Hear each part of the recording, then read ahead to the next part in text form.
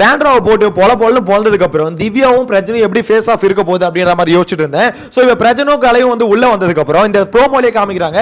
பிரஜன்ட்ட வந்து பார்த்தீங்கன்னா திவ்யா வந்து கேட்குறாங்க, இந்த மாதிரி என்கிட்ட நீங்களாவும் கொஞ்சம் சொல்லிருக்கலாம்ல, மன உடைச்சலுக்கு ஆளாக்கிட்டு போயிட்டீங்களே அப்படின்ற மாதிரி கேட்குறாங்க. எந்த மேட்டர் கேட்குறாங்க அப்படின்றது அவருக்கும் தெரிஞ்சிருக்கும். ஸோ அவருக்கும் தெரிஞ்சுது சாண்ட்ரா வந்து திவ்யா எப்படி நினச்சிக்கிட்டு இருந்தாங்க அப்படின்ற மாதிரி. இதெல்லாம் ஓகே பிரஜன், எந்த தைரியத்தில் இப்போ திவ்யா மேலே கை போட்டு சுத்துறீங்க? எனக்கு அந்த கேள்வி தான் இப்போ வருது. யோ, இப்போ உங்க ஒய்ஃப் வந்து வீட்டில் இருந்து இதெல்லாம் பார்த்துட்டு இருந்தாங்கன்னா கண்டிப்பாக சொல்றேன், வீட்டில் உட்காந்து கதற ஆரம்பிச்சிருவாங்க. ஏன்னா ஆல்ரெடி அவங்க வச்ச அக்யூசேஷன் என்ன தெரியுமா, நான் வெளியே போகணும், அதுதான் திவ்யாவோட ஆசை, நான் எவிக்ட் ஆகி போயிட்டேன்னா அவன் ஜாலியாக இருக்கலாம்னு நினைச்சா, இப்படின்ற மாதிரி தான் அவங்க பேசிக்கிட்டு இருந்தாங்க. இப்போ அவங்க சொன்ன மாதிரியே பார்த்தீங்கன்னா அவங்க வெளியே போயிட்டாங்க, நீங்க உள்ள வந்துட்டீங்க, திவ்யா மேல கை போட்டு வேற சுத்திட்டு இருக்கீங்க. மக்கள் யாரும் தப்பா நினைக்கல, உங்களை யாரும் தப்பா நினைக்கல, ஆனா உங்க பொண்டாட்டி உங்களை தப்பா நினைப்பாங்க அப்படின்ற மாதிரி தான் சொல்ல தோணுது. எனக்கு பிரச்சனை நினைச்சா இவர் நல்லவரா கெட்டவரா, எதுக்கு இப்பெல்லாம் ஒரு பக்கம் ஒரு வாட்டி ஒரு மாதிரி பேசுறாரு, இன்னொரு வாட்டி வேற மாதிரி பேசுறாரு. சரி, அது மட்டும் இல்ல, இப்போ உள்ள வந்ததுக்கு அப்புறம் பிரஜன் கமுர்தீன் பேசியிருக்காரு அப்படின்ற ஒரு அப்டேட்டும் வருது. ஸோ அதை வந்து கலை வந்து ரிவீல் பண்ணிட்டாரு. அந்த மேட்டர் என்ன அப்படின்றது டீடைலா பார்க்கலாம். இதெல்லாம் பார்க்கறதுக்கு முன்னாடி ஒரு முக்கியமான விஷயம், சேனலை ஃபர்ஸ்ட் டைம் பார்த்தீங்கன்னா சப்ஸ்கிரைப் பண்ணிட்டு வீடியோ லைக் பண்ணி வச்சுக்கோங்க. ஸோ என்ன மேட்டர்னு பார்த்தீங்கன்னா, முதல்ல இந்த கமுர்தீன் மேட்டர் வந்து போவோம். இந்த கார் டாஸ்க்ல கமுர்தீன் விட்ட வார்த்தைகள் என்ன அப்படின்றது எல்லாருக்குமே தெரியும், ஓகேங்களா? அது வந்து கொஞ்சம் எக்ஸ்ட்ரீமா தான் வந்து கமுர்தீன் வந்து பேசியிருந்தாரு. நீங்க வந்து அந்த குழந்தை பெற்றுக்கிட்ட மேட்டர் இது எல்லாத்தையும் வச்சு பேசியிருந்தாரு, ரொம்ப எக்ஸ்ட்ரீமா பேசினாரு. தள்ளி விட்டதோட மோசம் அந்த வார்த்தைகள் தான். ஸோ இப்போ இது பிரச்சனை என்ன சொல்லியிருந்தாரு, வெளியே வந்தால் கண்டிப்பாக நான் அங்கே இருந்ததுன்னா சம்பவம் பண்ணியிருப்பேன் அப்படின்ற மாதிரி தான் பிரஜன் பேசிட்டு இருந்தாரு. பட் இப்போ வந்து கமுர்தீன் வெளியே ரெட் கார்டு வாங்கிட்டு வெளியே வந்ததுக்கப்புறம் பிரஜன் கமுர்தீனுக்கு ஃபோன் பண்ணியிருக்காரு. ஸோ இந்த தகவலை நம்மளுக்கு கொடுத்தது யாரு, கலையரசன் வந்து இந்த இதை லீக் பண்ணார் வீட்டுக்குள்ளே. ஸோ இப்போ தான் லைவில் பார்த்தேன். எனக்கு அதை பார்க்கும்போது கலையரசன் கிளீனாக சொல்கிறாரு, பிரஜன் வந்து ஃபோன் பண்ணி இந்த மாதிரி கமுர்தீன் பேசியிருக்காரு போல, விட்ரா பார்த்துக்கலாம், அதெல்லாம் ஒன்றும் இல்லை, அந்த வீடு அப்படி தான், அந்த சுச்சுவேஷன் அப்படி தான், ஏதோ ஒன்று பேசிட்டேன், சரி விடு, தப்பு தான் விடு அப்படின்ற மாதிரி பார்த்தீங்கன்னா விட்ரா அப்படின்ற மாதிரி சொல்லிட்டு இருக்காரு. ஓகே பிரஜன், உண்மையிலே சொல்கிற சூப்பர். அதாவது நான் அங்கே இருந்ததுன்னா நானும் அந்த நான் மேபி ரெட் கார்டு வாங்கிட்டு போயிருக்கலாம் அப்படின்ற மாதிரிலாம் பேசியிருக்காரு. அது சில பேப்பர் ரவுடி அப்போ உள்ள இருக்கவர் வெளியே எட்டி பார்ப்பாருன்னு வச்சுக்கோங்களேன். ஸோ அதெல்லாம் ஒரு பக்கம் இருக்கட்டும். இருந்தாலும் இந்த இடத்துல பிரஜன் வந்து கமுர்தீன் வந்து பார்த்தீங்கன்னா அந்த இடத்துல திட்டாம, சரி ஓகே தப்பு பண்ணிட்டேன், காலில் வந்து மன்னிப்பு கேட்டேன், சரி விடு அப்படின்ற மாதிரி விட்டார்ல, அதுதான் உண்மையிலே மெச்சூரிட்டி அப்படின்ற மாதிரி சொல்லணும். அதை விட்டுட்டு இன்டர்வியூல சொல்லியிருந்தார்ல, நான் போகும்போது கமுர்தீன் உள்ள இருந்தா அது அவருக்கு நல்லது இல்லை அப்படின்ற மாதிரி பேசினார்ல, அதெல்லாம் வந்து உச்சகட்ட பேப்பர் ரவுடி தனம் அப்படின்ற மாதிரி தான் சொல்லணும். அதுதான் அது பிரஜன் கோவப்பட தப்புன்னு சொல்ல முடியாது. ஏன்னா யாரா இருந்தாலும் தன்னோட பொண்டாட்டி வந்து அந்த மாதிரி பேசும்போது கண்டிப்பா கோவப்பட தான் செய்வாங்க. சோ அதை தப்புன்னு சொல்லல. இருந்தாலும் ஒரு பிரஸ்ல பேசும்போது உங்களுக்கு கோவம் எல்லாமே இருக்கலாம். ஃபர்ஸ்ட் ஆஃப் ஆல் அது என்னன்னு முதல்ல அனலைஸ் பண்ணணும். ஒரு வீடியோ பார்த்து டக்குன்னு நம்ம பேசக்கூடாது. பட் பிரச்சனை அந்த மாதிரிலாம் பேசிட்டு இருந்தாரு. இப்போ மெச்சூர்டா பேசியிருக்காரு அப்படின்ற மாதிரி தான் சொல்லணும். ஏன்னா உணர்ந்து அவன் காலில் விழுந்து மன்னிப்பு கேட்டான். இதுக்கப்புறமும் அவன் மேல கோவப்பட்டு அவன் மேல ஆத்திரப்பட்டு ஸோ இதுக்கப்புறம் எதுவும் இல்லை. அந்த மன்னிப்பை கூட கிரிட்டிசைஸ் பண்ணியிருந்தாருங்க பிரச்சனை. வெளியில கொடுத்த இன்டர்வியூ என்ன சொன்னாரு, அது வந்து சும்மா ஒப்புக்கு சப்பானுக்கு மன்னிப்பு கேட்டு காலில் உண்டு வரதெல்லாம் ஒப்புக்கு சப்பானுக்கு தான். இந்த மாதிரி வந்து பார்த்தீங்கன்னா வெளியே வந்தா நம்ம எங்க மக்கள்லாம் திட்ட போறாங்க அப்படின்றது சேஃப்டிக்கு சும்மா மன்னிப்பு கேட்டு வரது அப்படின்ற மாதிரி கமுர்தீன் காலில் விழுந்ததே ஒரு இன்டர்வியூல என்ன சொன்னாரு, கமுர்தீன் உணர்ந்து மன்னிப்பு கேட்டான் அப்படின்ற மாதிரி சொன்னாரு.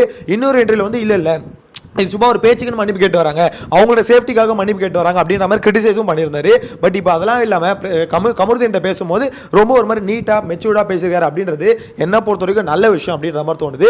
இப்போ இந்த திவ்யா பிரச்சனை மேட்டருக்கு வரும். இப்போ கலையரசனும் பிரச்சனை உள்ள வராங்க. உள்ள வந்ததுக்கப்புறம் பார்த்தீங்கன்னா இந்த இடத்துல திவ்யாவும் பிரச்சனை வந்து பேசிக்கும் போது திவ்யா கேட்குறாங்க, ஏங்க நீங்களாவது வரும்போது சொல்லியிருக்கலாம், மன உடைச்சலுக்கு ஆளாக்கிட்டு போயிட்டீங்களே, இப்படி ஒன்று இருக்குது அப்படின்ற மாதிரி நீங்களாவது சொல்லியிருக்கலாம்ல அப்படின்ற மாதிரி கேட்குறாங்க.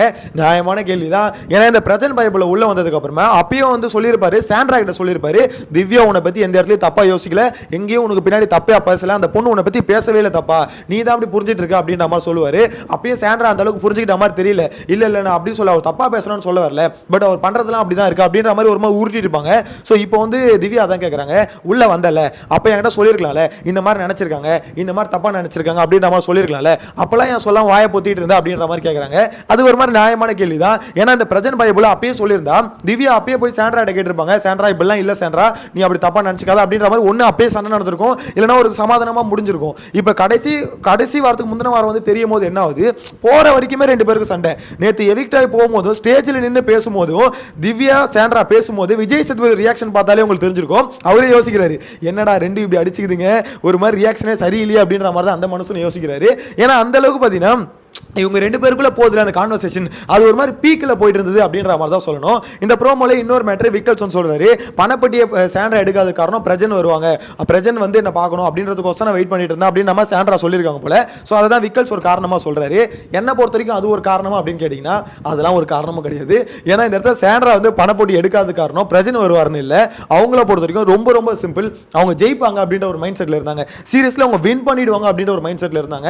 அவங்கள பொறுத்த வரைக்கும் இந்த சிம்பத்தி நம்ம நம்மளுக்கு ஒர்க் அவுட் ஆயிடுச்சு சூப்பரா, பார்வதி கமருதீன் ரெட் கார்டு கொடுக்குற அளவுக்கு மக்கள் வந்து கோவப்பட்டிருக்காங்கன்னா மேபி நம்ம மேல அவ்வளவு சிம்பத்தி இருக்கு, நம்ம டைட்டில் வின் பண்ணிடுவோம், அந்த பொட்டன்ஷியல் நம்மளுக்கு இருக்கு அப்படின்ற மாதிரி அவங்க ஆணித்தரமா நம்பினாங்க. நேத்து எவிக்ஷன் கார்டு காமிச்சோன்னா சாண்ட்ராக்கு உண்மையிலே அதிர்ச்சியா தான் இருந்திருக்கும். ஏன்னா சாண்ட்ரா யோசிச்சு கூட பார்த்ததில்ல. இன்கேஸ் அப்படி எவிக்ட் ஆகிற வாய்ப்பு இருக்குன்னு அவங்களுக்கு லைட்டா தெரிஞ்சிருந்தா கூட அவங்க போய் போட்டி எடுத்திருப்பாங்க.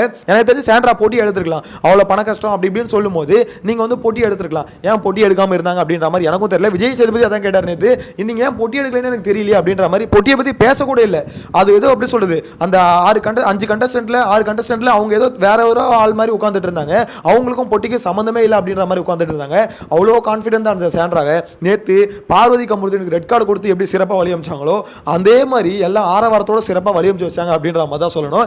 எனிவேஸ் இதெல்லாம் ஒரு பக்கம் இருக்க சொல்ல, அவங்க இல்லாதப்ப பிரச்சனை உள்ள வந்து எல்லாருக்கும் கிளாரிட்டி கொடுக்க வேண்டிய ஒரு கட்டாயத்தில் இருக்காரு. இந்த இடத்துல திவ்யாவுக்கு ஒரு கிளாரிட்டி கொடுத்தாகணும். அதே மாதிரி அவங்க யார் கூட சண்டை போட்டாங்க, பிரச்சனை பண்ணாங்க, அதெல்லாம் பார்த்தீங்கன்னா ஒரு கிளாரிட்டி கொடுத்தாகணும். சாண்ட்ரா சார்பில் வேற வழியில் அவர் கொடுத்தாகணும் அப்படின்ற மாதிரி சொல்ல தோணுது. வருவாங்க இன்னொரு 2 நாள் கழிச்சு பார்த்தீங்கன்னா கானா வினோத், சாண்ட்ரா, எவிக்ட் ஆனவங்க எல்லாம் உள்ள வருவாங்கன்னு வச்சுக்கோங்களேன். அவங்க உள்ள வந்து என்ன பண்ண போறாங்களான்னு தெரியாது. பட் உள்ள வந்தாங்கன்னா கண்டிப்பா இப்போ பிரஜனும் திவ்யாவும் பேசிக்கிறாங்களே, இதை பார்க்கும்போது கொஞ்சம் கடுப்பாவாங்களோ அப்படின்ற மாதிரி தோணுதுங்க. ஏன்னா என்ன இருந்தாலும் சாண்ட்ராவை பொறுத்த வரைக்கும் திவ்யாவையும் பிரஜனையும் தப்பாக தான் அவங்க நினைச்சிட்டாங்க. ஓகேங்களா, அது அவ்வளோ சீக்கிரம் மாறுமான்னு கேட்டால் மாறதுக்கு வாய்ப்பு இல்லை அப்படின்ற மாதிரி தான் தோணுது. ஏன்னா அவங்க திருப்பி சொல்லிட்டு இருந்தது, நான் எவிக்ட் ஆகணும்னு திவ்யா நினைச்சிக்கிட்டே இருந்தா, நான் இந்த வீட்டுக்குள்ள இருக்கிறது அவளுக்கு பிடிக்கல, நான் போயிட்டு தான் அவன் சந்தோஷமா இருப்பான்னு சொல்லியிருந்தாங்க. அந்த சந்தோஷம் அவங்க எதை மீன் பண்றாங்கன்னு உங்களுக்கே புரிஞ்சிருக்கும். அவங்க மீன் பண்ணது அதுதான், தலைவர் தான் மீன் பண்ணாங்க. அவங்க வெளியே போயிட்டா பிரச்சனும் திவ்யாவும் பேசிக்கிறது வந்து நல்லா க்ளோஸா பேசிப்பாங்க அப்படின்ற மாதிரி வந்து பாத்தீங்கன்னா ஒரு மாதிரி கேவலமான தாட் சாண்ட்ராக்கு இருந்தது. ஸோ இப்போ அவங்க வெளியே போயிட்டு அவங்க சொன்னது அப்படியே நடந்துருச்சுங்க. அவங்க வெளியே போயிட்டாங்க, பிரச்சனை உள்ள இருக்காரு. இப்போ திவ்யாவோ பிரச்சனை மட்டும் இன்கேஸ் கொஞ்சம் க்ளோஸா, அதாவது க்ளோஸா மீன்ஸ் எப்படி சொல்ல, அண்ணன் தங்கச்சியாவே பேசினாலுமே சாண்ட்ராக்கு அங்கே பகன்னு வீட்டுல இருந்து வயிறு எரியும் அப்படின்ற மாதிரி சொல்ல தோணுது. ஆனா நேற்று திவ்யா ஒரு சூப்பரான விஷயம் சொல்லியிருப்பாங்க, உங்களை நம்பி பழகினது க்ளோஸா பழகணும், முதுல குத்தாதீங்க அப்படின்ற மாதிரி சொல்லியிருப்பாங்க. சாண்ட்ரா இதுக்கப்புறமாவது யோசிக்கணும், நம்ம அப்படி யோசிச்சிருக்க கூடாது, என்ன இருந்தாலும் அண்ணன் தங்கச்சி அப்படின்ற மாதிரி தானே பழகினாங்க, அவங்களை அப்படி தப்பா யோசிக்கிறது ரொம்ப தப்பு அப்படின்ற மாதிரி யோசிச்சு அதை பேசினா கொஞ்சம் நல்லா இருக்கும் அப்படின்ற மாதிரி தான். என்ன அதை யோசிச்சு ஓகே நம்ம பண்ண தப்பு, நம்ம இப்படி யோசிச்ச தப்பு, நம்ம புருஷனை சந்தேகப்பட, அவங்க வந்து திவ்யாவை சந்தேகப்படுறது விடுங்க, என்ன இருந்தாலும் புருஷன்ல, ஸோ தன்னோட சொந்த புருஷனை அவங்க மேல ஒரு நம்பிக்கை இல்லாம பண்ற மாதிரி தானே இருக்குது எல்லாமே. ஸோ இதை வந்து எனக்கு தெரிஞ்சு சாண்ட்ரா கொஞ்சம் மாத்திட்டா நல்லா இருக்கும். உங்கள் புருஷன் அழகன் தான், உங்கள் புருஷன் வந்து பார்த்தீங்கன்னா ஆணழகன் நீங்கள் நினைக்கிறீங்க, எல்லாம் ஓகே தான், அதுக்கு நீ எல்லா பொண்ணும் பார்த்தீங்கன்னா உங்கள் புருஷன் பின்னாடியே சுற்றணும்னு அவசியம் இல்லை. ஸோ அந்தளவுக்கு ஒன்றும் ஒர்த்து இல்லை.